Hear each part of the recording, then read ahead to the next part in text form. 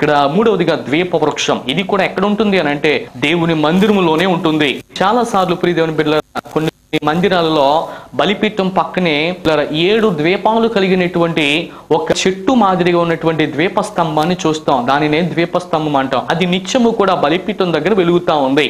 అంటే దీనికి సాదృశ్యము పరిశుద్ధాత్మ దేవునికి అది సాదృశ్యంగా ఉంది. అది నిత్యము ఎలాగునైతే వెలుగుతా ఉందో ఆత్మదేవుడు కూడా నిత్యము వెలుగుతా ఉన్నటువంటి వాడుగా ఉన్నాడు. ఆయన మన హృదయాల్లో వెలగాలి, మన జీవితాల్లో వెలగాలి, మన హృదయాలలో వెలగాలి. ఈ సంఘాలలో ఆత్మదేవుణ్ణి ఆరాధించడానికి ఎన్నో పడుతా ఉన్నాం.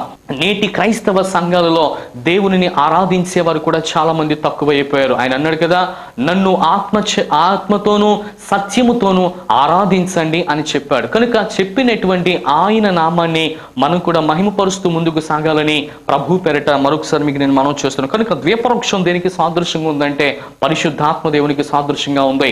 ఈ పరిశుద్ధాత్మ దేవుడు ఎప్పుడైతే మన హృదయంలో ఉంటాడో వెంటనే వాక్యానికి మనం చోటిస్తాం. అంత మాత్రమే కాకుండా ప్రార్థనకు కూడా చోటిస్తాం.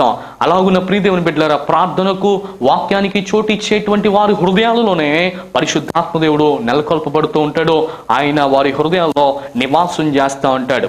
అన్నాడు ఆసాబు తన సంకీర్తనలో రాస్తున్నటువంటి మాటను మనం బాగా జ్ఞాపకం చేసుకుంటున్నాం. అంత మాత్రమే కాకుండా పూర్వ దినాల్లో మోషేని ఆయన ప్రత్యక్షపు గుడారాన్ని నిర్మాణం చేయమన్నాడు.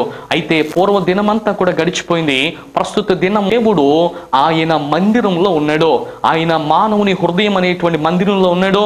ఈ మందిరంలో మనం ఏమి ఉండాలి అని అంటే, ఇది మనం కట్టుకున్నటువంటి గోడలతో కట్టుకునేటువంటి మందిరంలో కూడా ఆ మందిరమైన ఒక మన హృదయం అనేటువంటి మందిరమైన మనము దేవునికి ప్రాధాన్యత ఇవ్వాలి.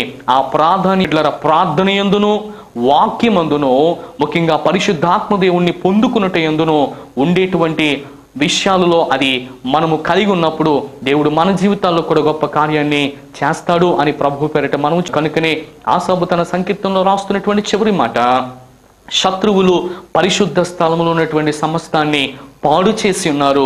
నిత్యము పాడేటువంటి చోట్లకు మాకు విజయాన్ని ఇవ్వండి.